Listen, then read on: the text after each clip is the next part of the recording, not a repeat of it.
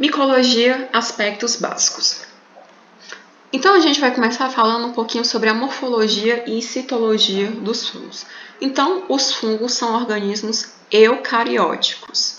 E fungos não são todos, mas aqueles que apresentam parede celular vão ter uma parede celular formada, constituída principalmente por quitina. Então, fungos não têm peptidioglicanos. Peptidioglicanos são componentes da parede celular exclusivamente de bactérias. Se for para falar de um componente de parede celular que represente os fungos, a gente vai pensar na quitina, tá? Além da quitina, a parede celular dos fungos também é formada pelo beta-glicano. O beta-glicano pode ser entendido como um conjunto de glicanos que pode ser entendido como tipos de carboidrato. E esses carboidratos, eles são muito importantes para manter a estrutura da parede celular do fungo. Então, são os beta-glicanos, são os diferentes beta-glicanos os responsáveis por manter a forma e dar a consistência estrutural à parede dos fungos. Inclusive, os beta-glicanos, por essa função importante para a parede celular dos fungos, eles podem ser o alvo de alguns fármacos antifúngicos. Outra característica da parede celular desses organismos seria a presença do ergosterol. O ergosterol é para os fungos o que o colesterol é para os humanos. E nesse sentido, o ergosterol é o principal lipídio associado aos fungos. E por essa importância para esses organismos, ele também pode ser alvo de fármacos antifúngicos. Os fungos, eles podem se apresentar essencialmente em duas formas, como leveduras e como bolor.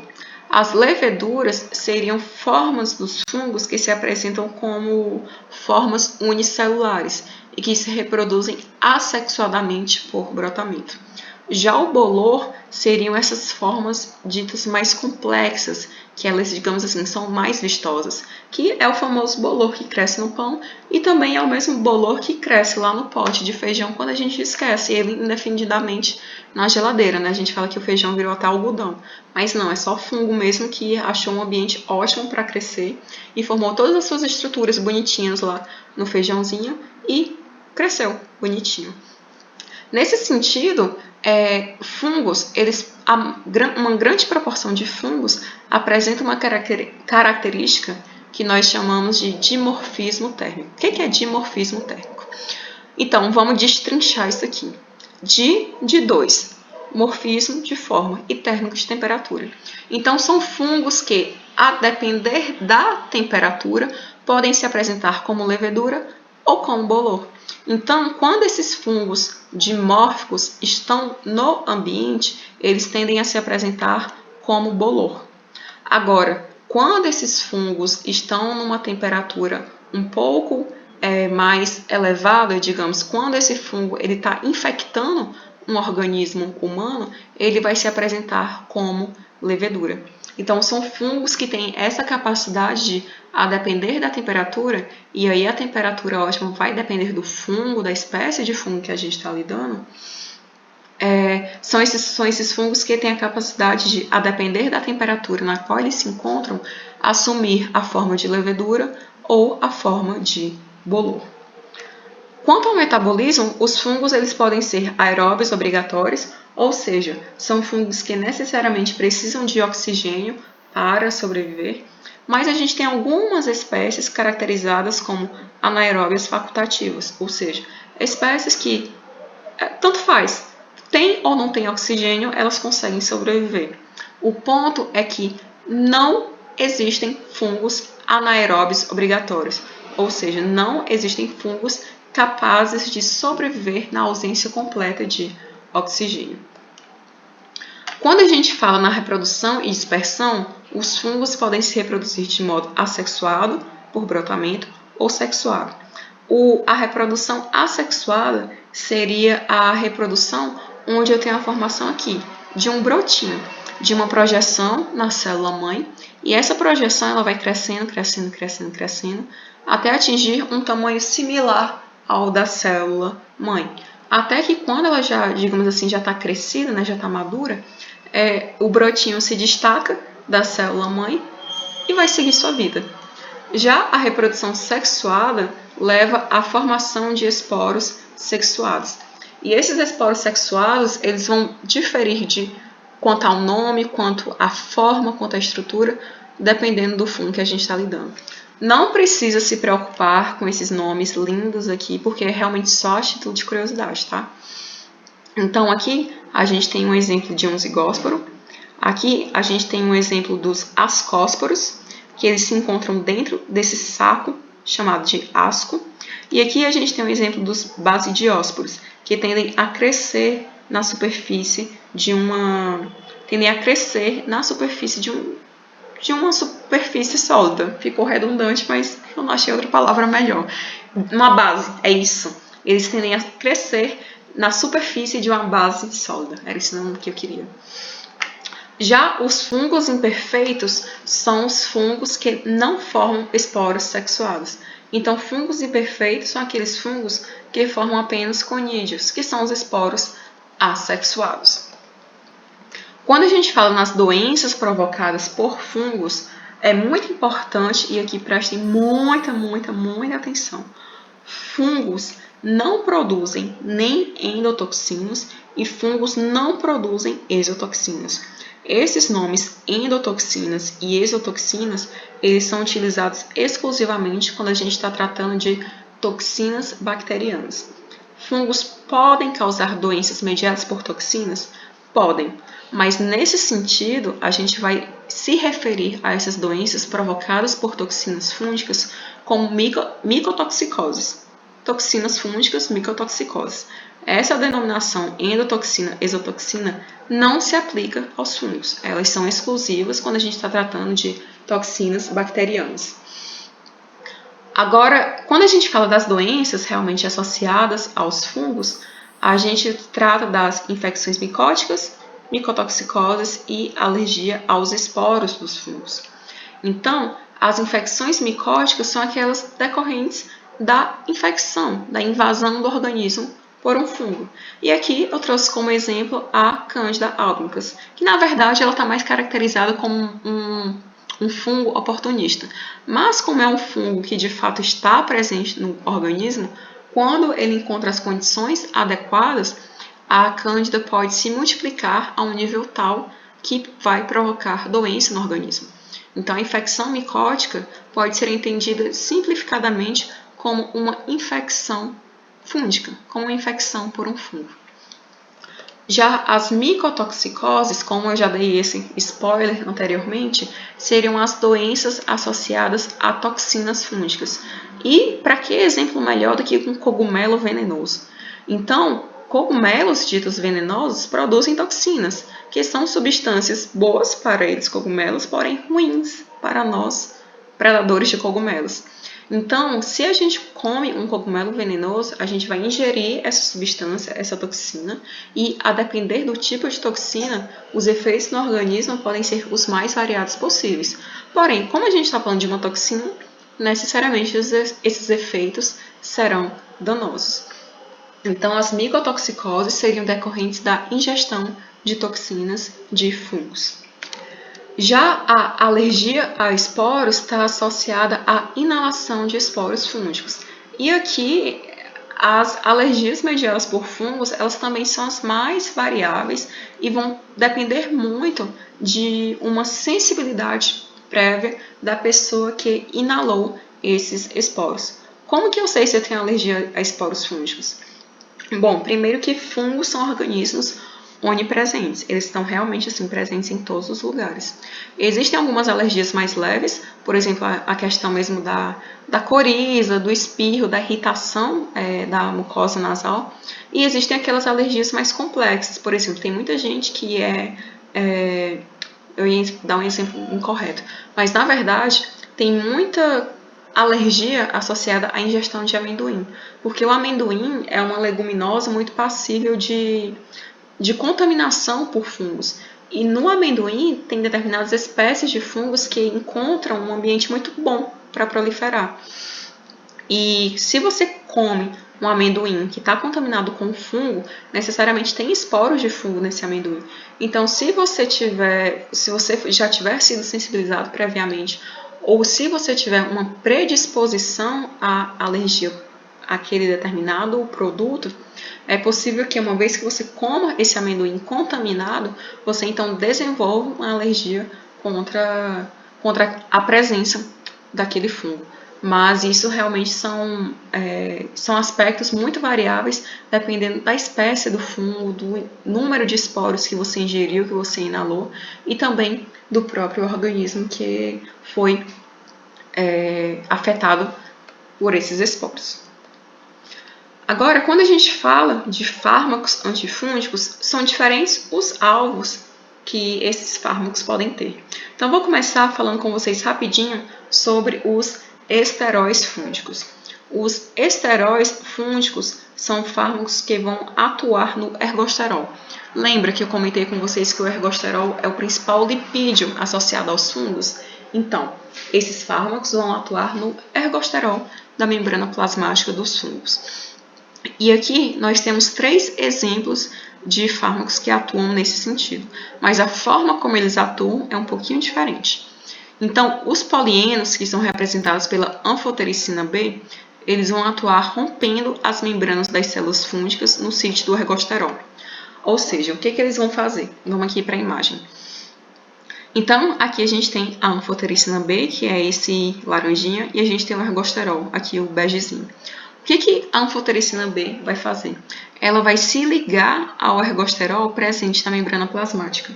E quando ela se ligar ao ergosterol da membrana plasmática, eu vi que travou para vocês. Vocês querem que eu volte? Ou pode continuar de onde eu estava? Sim, prof. E como você vai voltar? Que travou para mim também aqui. Eu vi que a bolinha ficou parada. Então, quando a gente fala... Vou voltar aqui dos fármacos antifúngicos. Então, quando a gente está falando dos fármacos antifúngicos, eles podem ter diferentes alvos na estrutura do fungo. Então, vou começar falando sobre aqueles que atuam nos esteróis fúngicos. Esses fármacos vão atuar no ergosterol. Por que eles vão atuar no ergosterol? Porque o ergosterol é o principal esterol, é o principal lipídio das membranas plasmáticas dos fungos. Então, aqui a gente tem 3 exemplos: os polienos, os azóis e as alilaminas. E a forma como eles atuam em relação ao ergosterol é um pouquinho diferente. Então, a gente vai começar falando sobre a anfotericina B. A anfotericina B vai atuar rompendo as membranas das células fúngicas no sítio do ergosterol. Então, o que vai acontecer? Aqui a gente tem a anfotericina e aqui a gente tem o ergosterol em begezinho. Então, o que a anfotericina B vai fazer? Ela vai se ligar ao ergosterol, intercalando na membrana celular. Então, aqui, begezinho, aqui, a gente tem o ergosterol. E aqui, vermelhinho, a gente tem a anfotericina B. Então, a anfotericina B vai se ligar a um ergosterol e a outro ergosterol e vai induzir a formação de um poro na membrana celular. E a formação desses poros na membrana celular vai induzir um desequilíbrio iônico na célula fúngica. Então, quando eu tenho esse desequilíbrio, eu acabo desestabilizando o balanço de água e de íons do fungo. E isso acaba contribuindo, acaba levando à morte da célula fúngica. Já os azóis e as alilaminas, eles vão atuar inibindo a síntese do ergosterol. Então, a anfotericina B ela vai atuar no ergosterol já formado e já presente na membrana celular. Já os azóis e as alilaminas vão atuar inibindo a produção do ergosterol. E sem ergosterol, sem membrana celular. E assim a célula também morre. Já os fármacos que têm como alvo a parede celular, como a caspofungina, irão atuar inibindo a biossíntese de glicanos. Então, o que acontece aqui, né, nessa situação? Aqui, a gente tem o inibidor da síntese de glicanos. E eles vão atuar exatamente aqui, ó, impedindo a produção dos glicanos. Se eu não tenho a produção dos glicanos, eu não tenho como dar sustentabilidade à parede celular dos fungos. Então a parede celular acaba ficando muito frágil e muito maleável. E nesse sentido, ela acaba sendo facilmente rompida por dano mecânico. Então, a partir dessa interferência na parede celular, eu tenho um mecanismo de matar a célula fúngica. E, por fim, os inibidores de ácidos nucleicos. Aqui eu trouxe para eles como exemplo a flucitosina, que é um análogo da citosina. O que é a citosina? É aquela base nitrogenada lá do DNA. Então, a flucitosina pode ser entendida como uma molécula muito parecida com a citosina, porém que não tem a mesma função da citosina. E o que ela vai fazer? Ela vai afetar a síntese proteica. Como que ela vai afetar a síntese proteica? Muito simples. Aqui pode parecer que essa figura é um tanto quanto complicada, mas eu só quero que vocês entendam que a flucitosina ela vai se ligar aos sítios onde a citosina se ligaria. Só que a flucitosina não é citosina. Então, quando a flucitosina se ligar aos sítios onde era para ter citosina, eu não tenho como ter a replicação do DNA. E se eu não tenho como ter a replicação do DNA, eu também não tenho como realizar a transcrição e eu também não tenho como realizar a tradução em proteínas. Então, é a partir desse intercalamento da flucitosina aqui no DNA que eu impeço a formação de proteínas importantes para os fungos. E nesse sentido, o fungo não está produzindo suas proteínas e a célula também acaba morrendo. Agora, entrando nas doenças provocadas pelos fungos, a gente vai conversar rapidinho sobre algumas delas. Começando pelas micoses cutâneas. Aqui existem vários tipos de micoses cutâneas, mas eu trouxe especificamente as dermatofitoses para a gente abordar um pouquinho sobre elas. As dermatofitoses, que também podem ser chamadas de tinhas, elas são provocadas principalmente por fungos dos gêneros Epidermophyton, Trichophyton e Microsporum. Esses fungos são de distribuição cosmopolita e essas doenças que eles provocam, as dermatofitoses, elas são doenças das superfícies queratinizadas da pele. Ou seja, esses fungos eles vão infectar especificamente superfícies queratinizadas da pele, como pelos, o próprio folículo piloso e as unhas. As unhas, os pelos, os folículos pilosos, a própria pele propriamente dita, são sítios de infecção por essas espécies, uma vez que são superfícies queratinizadas. Então, esses fungos, eles não invadem regiões mais profundas da pele, eles realmente ficam na superfície queratinizada. Assim, as doenças provocadas por eles tendem a ser crônicas e a afetar regiões quentes e úmidas do corpo. Então aqui eu trouxe alguns exemplos de tinha. Aqui a gente tem a tinha corporis, porque ela está afetando assim a pele, não é uma região muito específica, seria qualquer ponto da pele. Aqui a gente tem a tinha capitis, que está afetando o couro cabeludo. Aqui seria a tinha pedis, o famoso pé de atleta, e aqui a tinha inguis, tinha cruris, que é a tinha que afeta a região inguinal, a região da virilha. O diagnóstico das dermatofitoses é essencialmente baseado na avaliação da lesão e no raspado da lesão. Uma vez que você faz a raspagem das bordas da lesão, você vai examinar esse raspado ao microscópio e você vai tentar identificar estruturas fúngicas nessas lesões. Aí, se você consegue identificar estruturas fúngicas nessas lesões, você então segue para um exame mais minucioso para tentar identificar qual de fato é a espécie responsável pelo surgimento daquela lesão. E, a partir da identificação dessa espécie, você consegue realizar um tratamento adequado. E o tratamento ele também vai variar de acordo com a espécie envolvida na lesão e o sítio da lesão. E ele pode tanto ser feito de forma tópica, a partir do uso de pomadas, quanto por via oral, a partir do uso, né, de comprimidos baseados em antifúngicos. Então, essa visão geral que eu trouxe sobre as dermatofitoses. Agora, quando a gente fala de micoses sistêmicas, a coisa ela adquire um grau considerável de gravidade. Vamos com calma para a gente entender o que acontece nas micoses sistêmicas.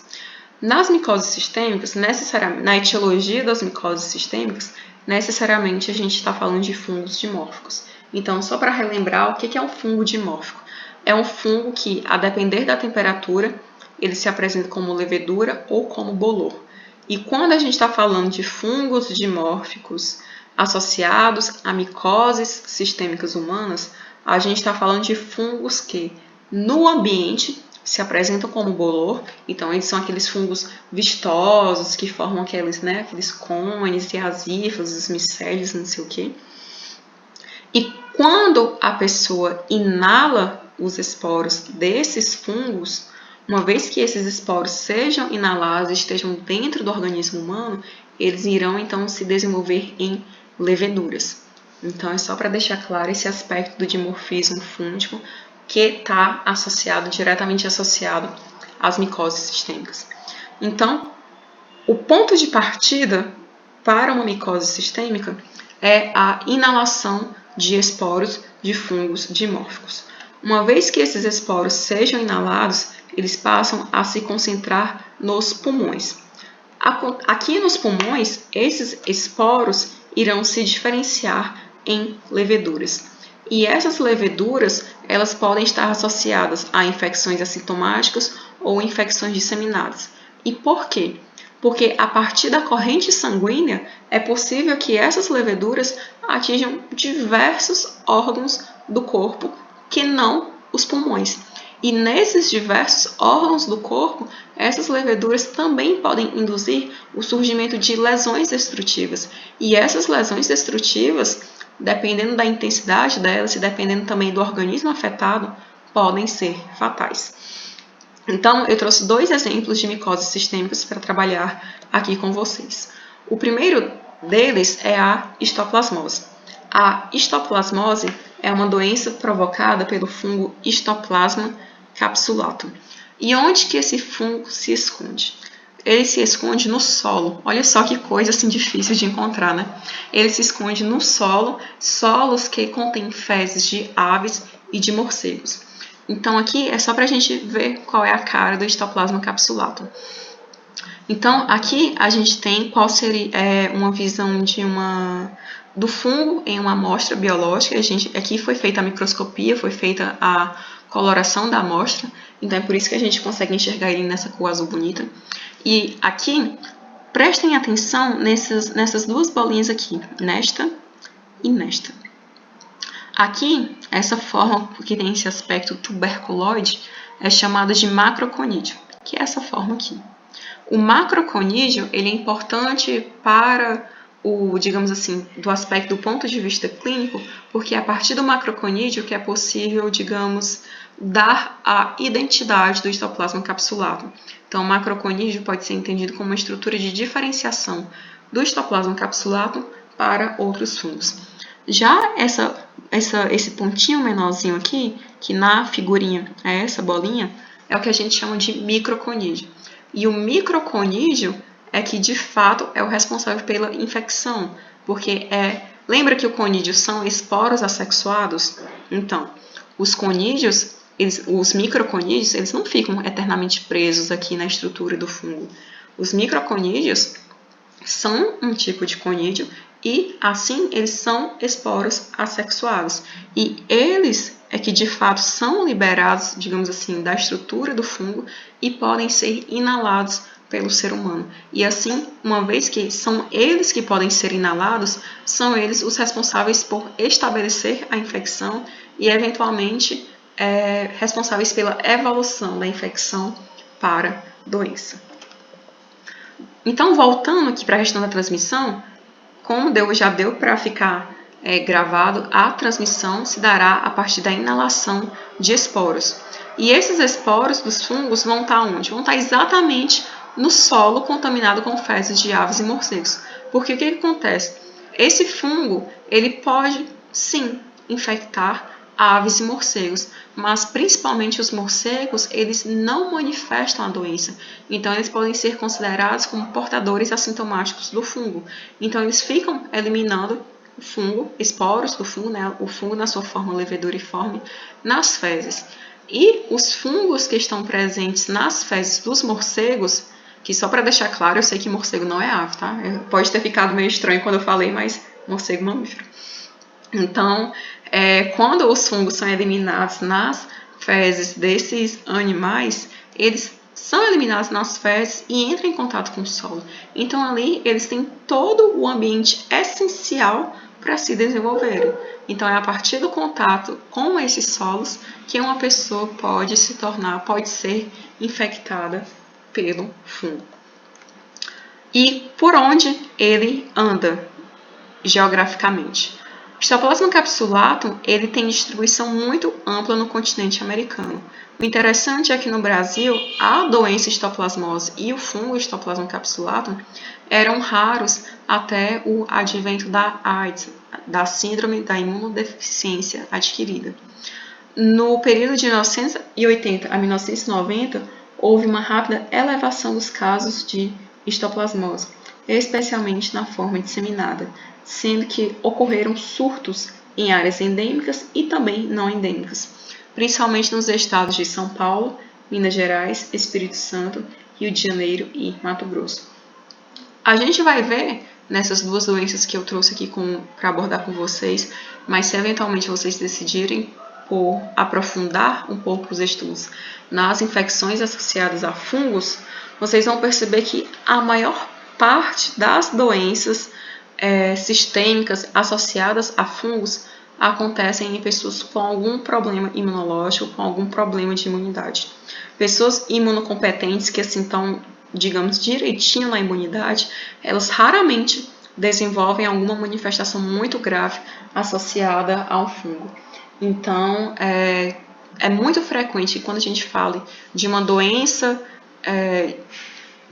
fúngica grave sistêmica, é muito provável que a gente esteja tratando de alguma pessoa com alguma comorbidade ou com alguma outra doença associada que prejudica o sistema imunológico dela. Rafael colocou aqui a doença causada pelos fezes do pombo. Exatamente. Não só ela, como a próxima que a gente vai abordar e várias outras também estão associadas, são doenças associadas a pombo. Gente, pombo podia até ser muito útil na época que ele, pombo correio levava carta e tal. Mas atualmente pombo só causa, não vou dizer que ele causa, porque ele não causa, né? Mas assim, pombo só está associado a doença ruim. Mas voltando à histoplasmose, as manifestações clínicas da doença, elas têm todo aquele aspecto que a gente já percebeu que é um tanto quanto tradicional em se falando de doenças, né? A gente pode ter infecção assintomática ou subclínica, que é aquela que não chega a desenvolver sintomas característicos. A gente pode ter a infecção pulmonar aguda e a gente também pode ter a histoplasmose pulmonar crônica. A infecção assintomática seria exatamente aquela associada a pessoas que inalaram os esporos, porém, como elas têm uma resposta imunológica boa, a infecção pelo fungo não evoluiu para a doença. Já quando a gente fala da forma pulmonar aguda, a gente tem, de fato, a doença, a histoplasmose pulmonar aguda, e aqui as lesões induzidas pela presença das leveduras do fungo tendem a se concentrar nos pulmões. Então, aqui é muito comum que haja a formação de múltiplos nódulos pulmonares nessas pessoas que acabam manifestando a forma aguda da doença. Nessa forma aguda, é comum que, até mesmo espontaneamente, esses nódulos eles cicatrizem por conta própria. A grande questão também nas doenças fúngicas é que, mesmo que as pessoas que manifestem a doença consigam dar conta da infecção, quando ocorrem essas lesões pulmonares, é muito frequente que os fungos eles adquiram aquele aspecto de latência, ou seja, eu não tenho a multiplicação, eu não tenho o aumento da carga do fungo, do número de fungos no organismo, porém, ele continua vivo, ele continua quietinho, tá na dele. E qualquer oportunidade que ele tiver, ele pode voltar a se multiplicar e assim eu posso ter uma reativação do foco da infecção. E em se tratando de lesões pulmonares, é muito comum que nessas cicatrizes que se formam após a cura, entre aspas, desses nódulos, os fungos se concentrem nessas cicatrizes e assim sejam os responsáveis por eventuais reativações da infecção. E é isso que, inclusive, pode levar à forma crônica da doença, que, a depender do caso, pode ser fatal. Mas aqui a gente não pode nem deve generalizar nada, porque sempre vai depender muito do caso particular que a gente está lidando. Já a histoplasmose disseminada tende a acometer crianças pequenas e indivíduos imunodeprimidos. E aqui é uma situação em que o fungo deixa de ficar concentrado nos pulmões e passa a induzir lesões em vários outros pontos do organismo. Então aqui a gente tem um exemplo de histoplasmose oral, onde há a presença de lesões infiltrativas aqui no palato de uma pessoa com AIDS. E a gente tem também um exemplo de histoplasmose cutânea disseminada em um paciente com AIDS. E olha só, na forma disseminada, a gente está lidando com dois tipos de populações que não têm uma resposta imunológica forte, não têm uma resposta imunológica boa. Agora, quando a gente fala do diagnóstico da histoplasmose, tende a ser feito a partir do exame de biópsia da pele, da mucosa, de pulmões, mais raramente da medula óssea. Mas eu também posso realizar testes para a detecção de antígenos do fungo. Seriam testes de sorologia, baseados em sorologia, só que ao invés de pesquisar anticorpos contra o fungo, eu quero pesquisar a presença de antígenos do fungo em uma determinada amostra. E aqui eu acho essas fotos muito bonitas, porque elas mostram aqui as setinhas, elas apontam para fagócitos contendo uma ou mais formas intracelulares de histoplasma capsulado, ou seja, mostram células fagocíticas contendo várias formas leveduriformes de histoplasma capsulado. Então aqui essas bolinhas descoradas no centro são várias formas leveduriformes de histoplasma capsulatum dentro de uma célula fagocítica. Então essas são opções para o diagnóstico da infecção. Já o tratamento da histoplasmose é feito com anfotericina B para a forma disseminada e pode ser feito com itraconazol para a forma pulmonar e para a forma disseminada.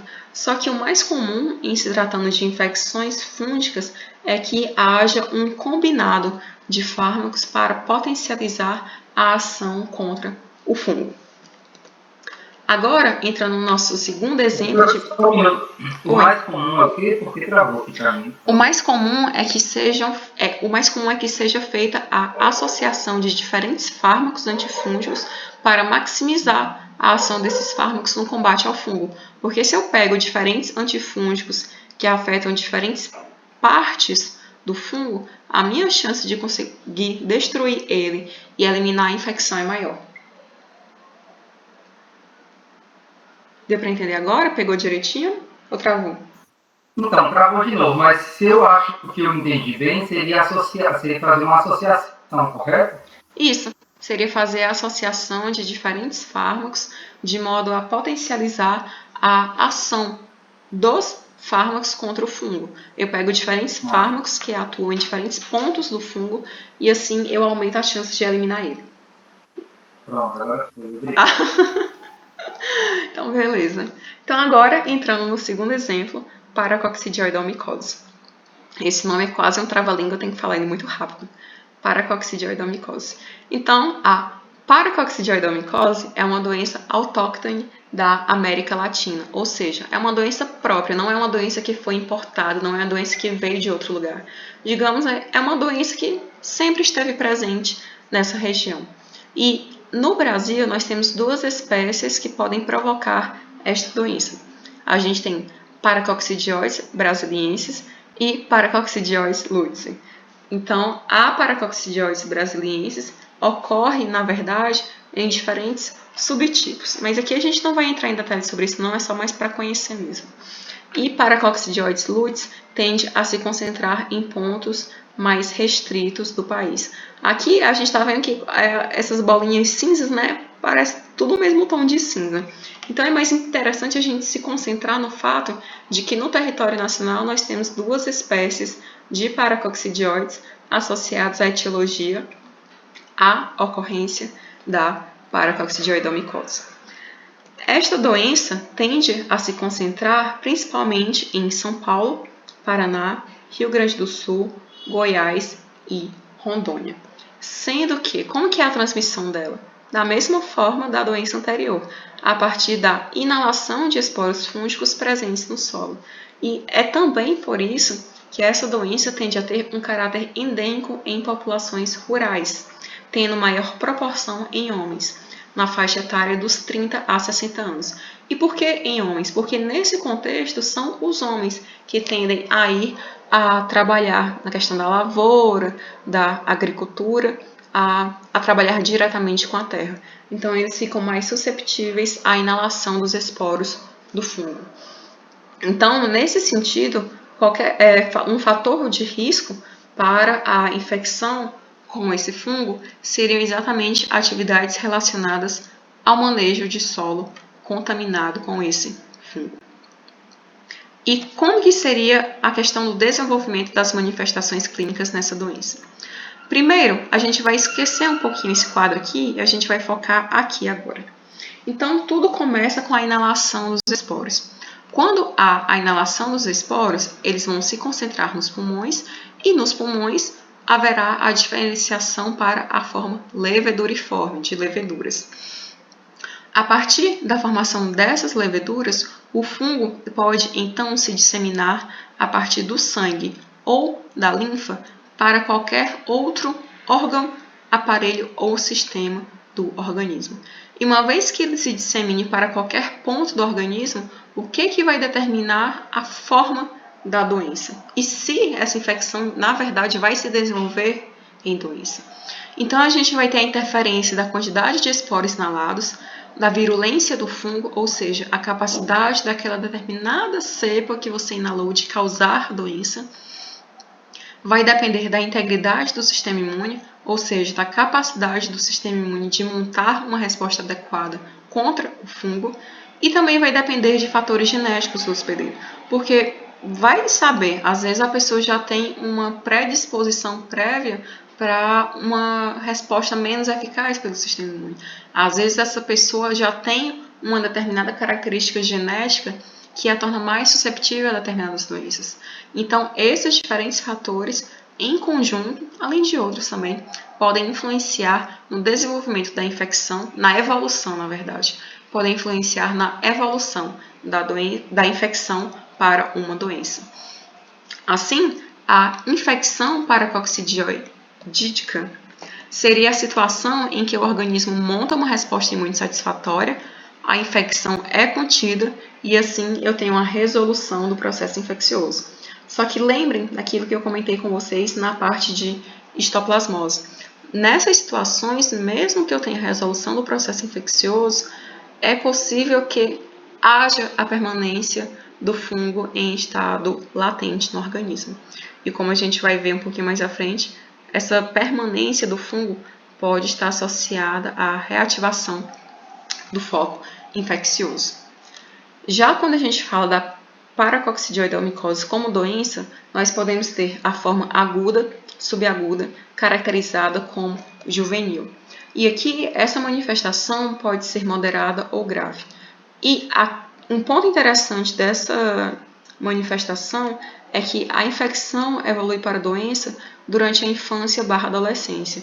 E não se sabe muito bem se essa manifestação da infecção como doença é decorrente da inalação de um inóculo muito grande de uma vez só, então seria o caso de uma infecção primária que evolui para a doença, ou se foi devido a reexposições sucessivas aos esporos do fungo.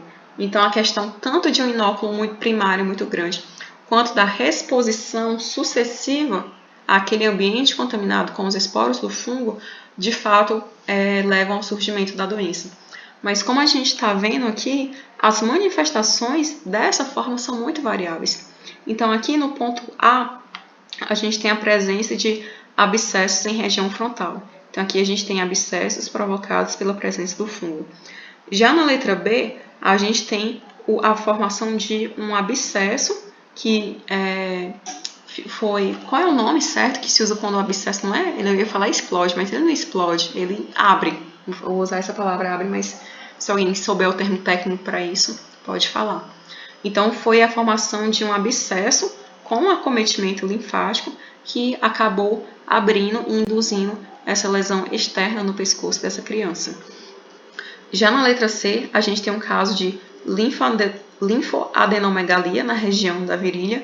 E na letra B, a gente já tem um caso de maior gravidade, onde houve ascite, que é o acúmulo de líquido na cavidade peritoneal, e hepatoesplenomegalia, ou seja, eu tive uma lesão tão grande que induziu o aumento de volume do baço e do fígado. Essa forma essa forma juvenil da doença, ela tende a ser de evolução rápida e tende a ocorrer a disseminação do fungo por múltiplos órgãos e sistemas.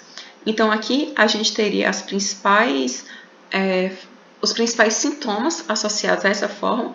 Alguns eu já comentei anteriormente quando eu estava falando das imagens. E olha só, apesar do pulmão ser o primeiro órgão de fato que recebe os esporos do fungo e de fato o local onde há a conversão para a forma leveduriforme, raramente eu tenho comprometimento pulmonar.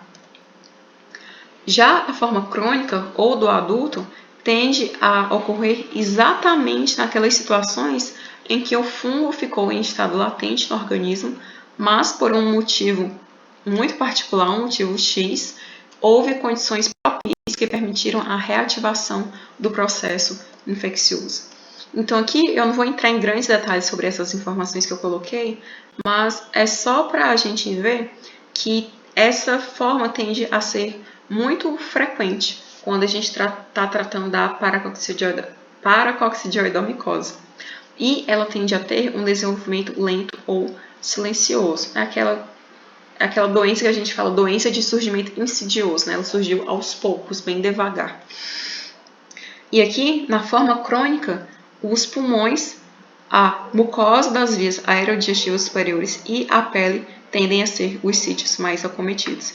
E a gente tem algumas características que permitem a distinção entre as formas leves, onde eu tenho o envolvimento de um único órgão, das formas graves, onde eu tenho um intenso comprometimento pulmonar e também o acometimento de outros órgãos. E aqui é um exemplo de uma pessoa que manifestou a forma crônica ou do adulto. Então, aqui a gente tem a presença na letra B disso que ele chama de massas... Não, na verdade, aqui é uma imagem, aqui é outra. Essa legenda faz referência a essa imagem. Então, aqui a gente vai ter o acometimento do palato superior em decorrência da histoplasmose. E aqui a gente vai ter o acometimento dos linfonodos de várias regiões, também em decorrência da doença. Já na letra D, olha o que ele coloca. Lesões de aspecto papulonodular e ulceradas, resultantes de disseminação hematogênica. E na letra C, a gente também tem a presença de lesões decorrentes da disseminação hematogênica do fungo. Então, vocês percebem que eu já mostrei pelo menos três manifestações da doença, e a gente vê que mesmo se tratando de uma única forma, que seria a forma crônica, a maneira como ela se apresenta é muito diferente, dependendo de indivíduo para indivíduo. E só para finalizar essa questão das formas clínicas, eu trouxe a forma residual ou de sequelas. E o que essa forma significa? É uma forma da doença que se estabelece quando eu tenho a presença de alterações morfológicas e ou funcionais que se apresentam como consequência das cicatrizes que se formam após um tratamento eficaz da doença. Então, essa forma residual, ela realmente está associada às sequelas que ficam no organismo após o tratamento da doença e após a cura da infecção. Então, aqui a gente pode ter tanto lesões na face, que seriam a própria questão do acometimento da face pela disseminação hematogênica e as lesões que ficam após o tratamento, mas a gente também pode ter a questão da própria traqueostomia, feita em decorrência da doença e que pode ser considerada uma sequela decorrente da infecção pelo fungo. Então, quando a gente fala do diagnóstico da paracoccidioidomicose, de novo, importante levar em consideração aspectos epidemiológicos, clínicos e laboratoriais. Sendo que durante a anamnese é sempre muito importante levar em consideração qual fase da doença eu estou suspeitando, devendo ser pesquisados sinais e sintomas de envolvimento pulmonar, linfático, tegumentar e nervoso. Então, aqui, quando a gente trata de diagnóstico laboratorial, o padrão ouro, ou seja, a primeira escolha, é realmente procurar e achar o fungo em espécimes clínicos ou submetidos à biópsia tecidual. O que pode ser feito?